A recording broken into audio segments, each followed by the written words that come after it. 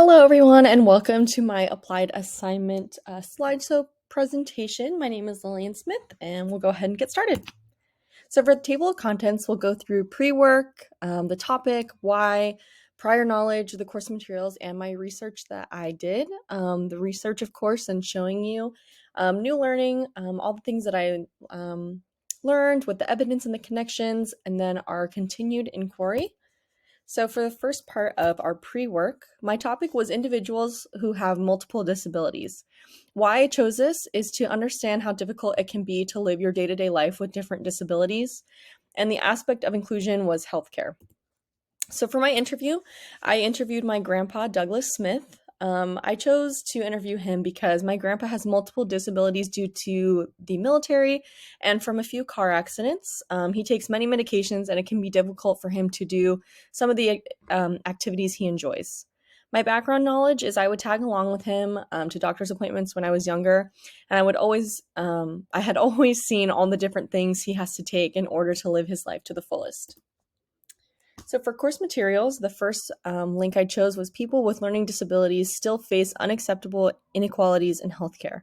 So why I used it, my grandpa has mentioned in the past how it has taken months to get a hold of a doctor to figure out what is going on with his health.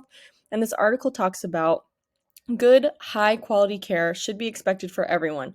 We wouldn't accept this kind of poor care for cancer patients, so there is no reason why it is acceptable for people with learning disabilities.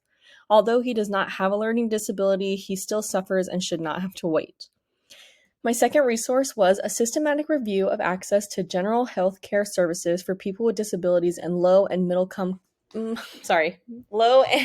income countries. So why I used it?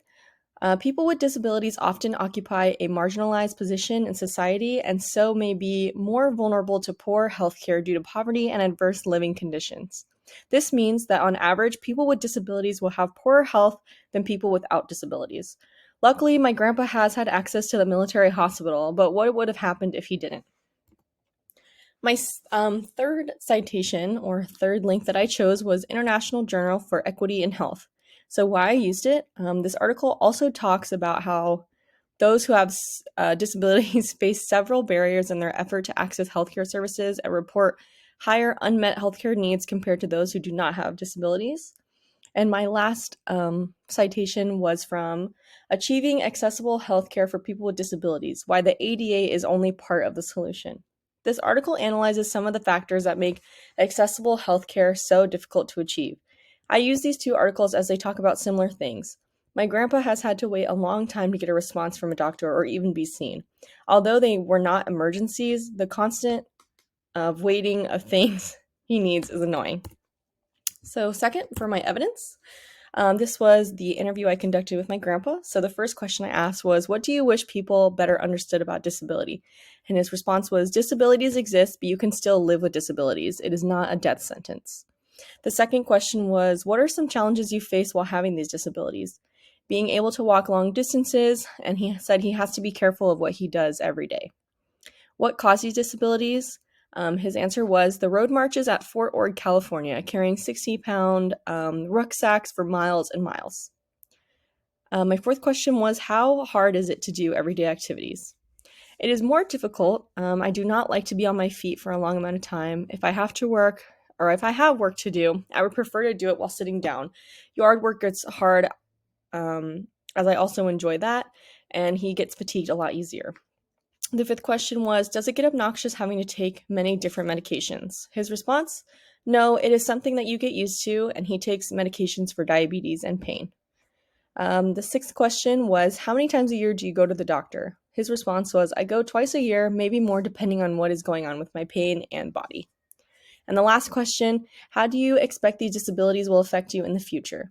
His response was, I expect they will not get any better, but I do whatever I can so that they do not get any worse or get worse any quicker. And then below is the picture of me texting him about when our meeting is going to take place and where it was going to take place with his confirmation. So for new learning, for inclusion, so for the evidence part, I used the what do we really mean by inclusion citation. And this section I wrote, Inclusion means understanding the relationship between the way people function and how they participate in society, and making sure everybody has the same opportunities to participate in every aspect of their life to the best of their abilities and desires. The citation I use mainly talks about individuals with autism, but still explains it in the same for each disability. It is essential that we ensure that autistic individuals' voices are not merely considered, but also amplified in discussions around community engagement and inclusion. Being clear in our terminology and putting autistic individuals in the driver's seat will help to ensure that the community engagement efforts are moving toward true, meaningful inclusion for those on the autism spectrum. So for equity, I use the Disability and Equity for Institute of Children and Youth and Family Policy. So for equity, it says, achieving health equity means creating environments in which every person can thrive. Yet, disability is often left out of the public and social equity frameworks. We as a community need to be sure to improve equity in education, and we must expand our thinking about what diversity is to include disability. And for access, the citation I used was from the Universal Design Toolkit of Living Laboratory.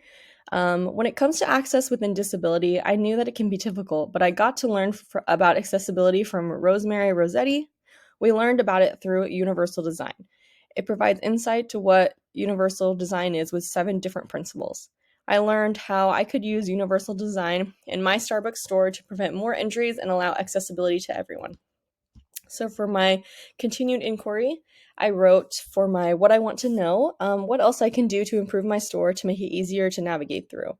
I plan on meeting with my store manager and her manager to redesign some areas of our store to prevent injury and help those with wheelchairs move around easier. Please ignore the question mark. I did not mean to put that, but we'll be moving on now. So for questions for my peers, my question was, how will you help those with a disability